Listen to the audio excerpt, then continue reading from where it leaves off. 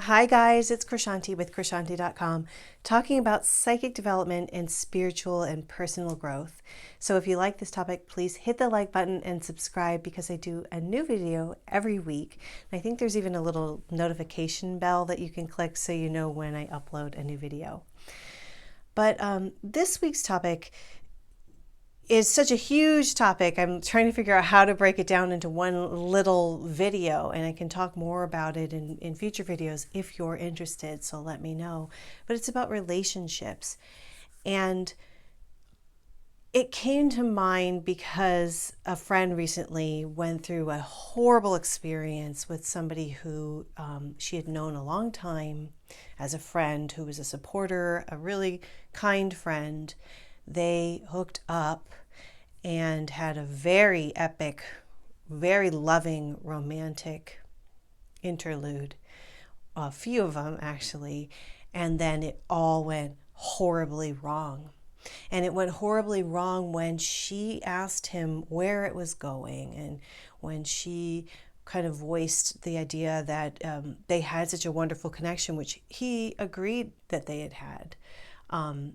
That she wanted to know what would be happening next, or what his thoughts were, and he instantly got very defensive and upset, and it triggered him, and he didn't want to have that talk. So rather than come over, as he'd been able to come over every other time, but rather than come over and sit down and just talk, he decided to ice her out, and he cut her off, and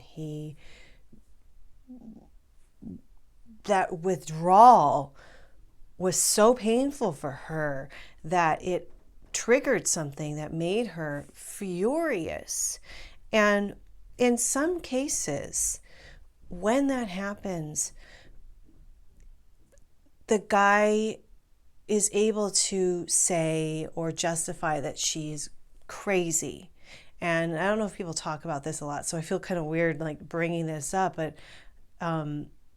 there's a lot of situations where they're like, guys are like, oh yeah, like, oh, she was crazy, or like, oh, she's crazy, or that one's crazy. And in some cases, yes, I'm sure there are some people that are dealing with disorders and issues and things that cause them to be emotionally unstable. But you have to be very careful about calling someone crazy when you've angered them to the point where, it's basically, if you had just been an adult, come over and had a nice conversation, or not nice, but just let the emotions kind of get processed and figure it out, that woman wouldn't have been so angry to the point where you were telling everyone she's crazy. I know that's very oversimplified, and I also know you probably think like we shouldn't even be calling women crazy at all, because that triggers something with me, because as an intuitive, when I was studying and learning how to be clairvoyant and psychic, I was reading about historically about history and women throughout history, and energies that women exchange with men. And oftentimes men will not express how they're feeling, or will not express their emotions, and then the woman who's taking him in and a part of his life, she'll run his energies through her and express that. And sometimes running someone else's energy through you is so much and can be so overwhelming that you can become erratic and act crazy. So there's that whole intuitive, psychic, historical thing going on there, that I had to just briefly talk about too. Energy wise, that's probably a whole other video, but it's something to be said. And it's absolutely true from what I've heard from clients and from friends, that when a man refuses to communicate or drops you and doesn't want to talk about anything, it can be devastating, extremely devastating, because here you had what you thought was love, and then it's just gone with no explanation because he won't talk. I've been doing a little bit of more research about men and what they go through. And they do feel emotions, very much so. But what I've noticed is for some men, the idea of having this big long talk is like Chinese water torture. They like, or like ripping your fingernails off of each finger. It's so scary and heavy and painful, and I think a lot of guys who run from confrontation or from those deep conversations, I think they might think you're going to be sitting with them crying and raging and being really angry and upset, and it's going to be all their fault.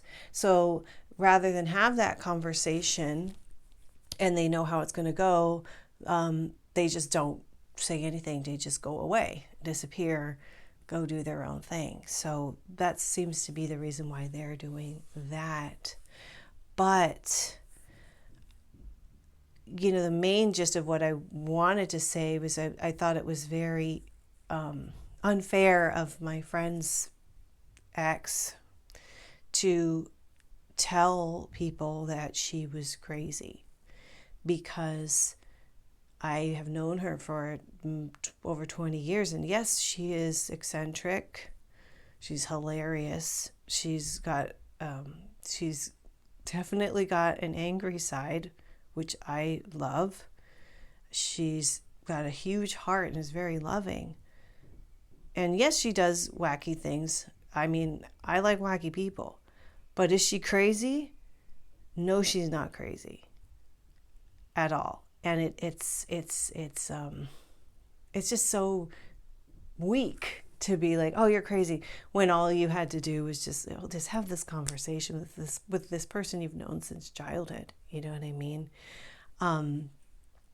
It's so tricky, but I thought bringing it up, talking about it, would help in some way or another, I hope, because I do have a lot of clients calling, like I said before, or I don't know if I said it before or not, because I had to start this a couple of times because of the natural sunlight's kind of strange today. But this happens to people, and people call for closure because they're not getting it from that person. So they have to go to someone like me to tell them what the other person was thinking, since the other person won't tell them. So yeah, it's unfortunate, but it really does help to know and understand what is going on with that other person and why they are the way they are. And if you know them well enough to know their family history, sometimes thinking about that and looking back can give you clues that will help you understand why they behave the way they do. Because in some cases, the apple doesn't fall very far from the tree. And at least that's what happened in her case. She realized that, oh, wait, his father actually did this a lot. Would leave the mom for 2 weeks and never come back. And you know what I mean? Start to like figure things out. But still, wouldn't it be nice in a perfect world to be able to have conversations? Although I can see, I'm laughing because like I know how the guys feel. Like they don't want to have to call you and tell you they don't want to see you anymore. Like that's awful. And like they don't want to see you cry and have to deal with it. But in a perfect world, wouldn't it be nice if we could all have these honest conversations about things and understand, and not have to resort to name calling or to trying to figure out why somebody completely disappeared and what's going on with them. So a bit of a rambling video, but I appreciate you watching. And if there are topics about relationships you want me to cover, I've heard a lot of things over the years from a lot of people, and I'd be happy to help. So just put it in the comments below. Thank you again, and I will see you next time. Okay, bye.